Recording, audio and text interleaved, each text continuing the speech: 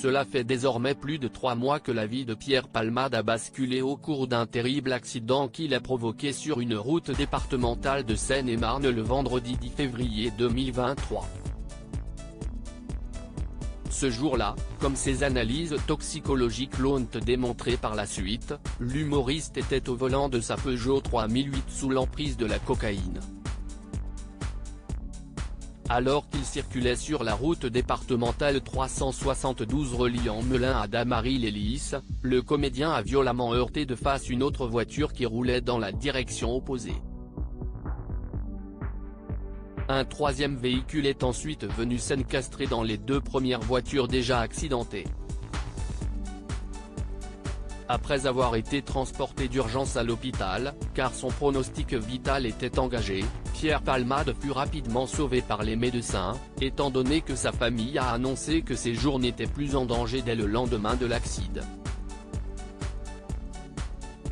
Néanmoins, l'acteur a dû faire face à la justice. Visé par une enquête après que la femme enceinte qui se trouvait au sein de la voiture percutée par l'acteur ait perdu le bébé qu'elle portait suite au choc, Pierre Palmade a été placé sous contrôle judiciaire au sein d'un hôpital, afin de soigner son addiction à la drogue. Par le passé, Pierre Palmade a suivi plusieurs cures de désintoxication, sans succès. Cependant, suite à cet accident, il serait cette fois-ci déterminé à guérir. Pierre Palmade, son ancien téléphone portable saisi par la police interrogé par Paris Match jeudi 11 mai 2023, un proche de l'humoriste a révélé que ce dernier aurait changé d'attitude vis-à-vis de son addiction.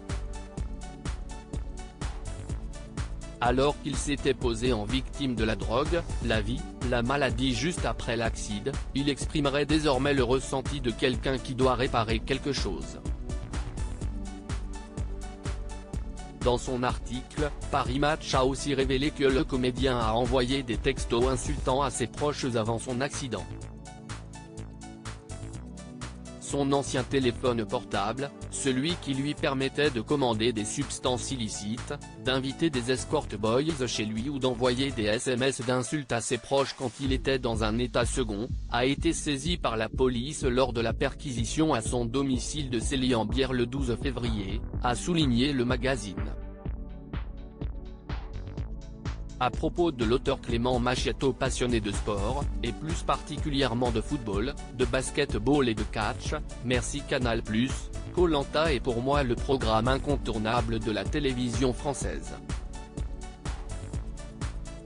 Par le passé, j'étais également un téléspectateur assidu de la Star Academy sur TF1, mais aussi de la trilogie du samedi sur M6. Aujourd'hui le monde des médias n'a plus aucun secret pour moi. Ou presque. Ces derniers articles et Elisabeth II, ce conseil inestimable donné à Sarah Ferguson avant sa mort. Maïté Nabir Aben millionnaire, ce qu'elle compte faire du jackpot qu'elle va toucher. Gérald Darmanin, rebondissement de taille après la garde à vue de sa nièce et de son ex-amant GE.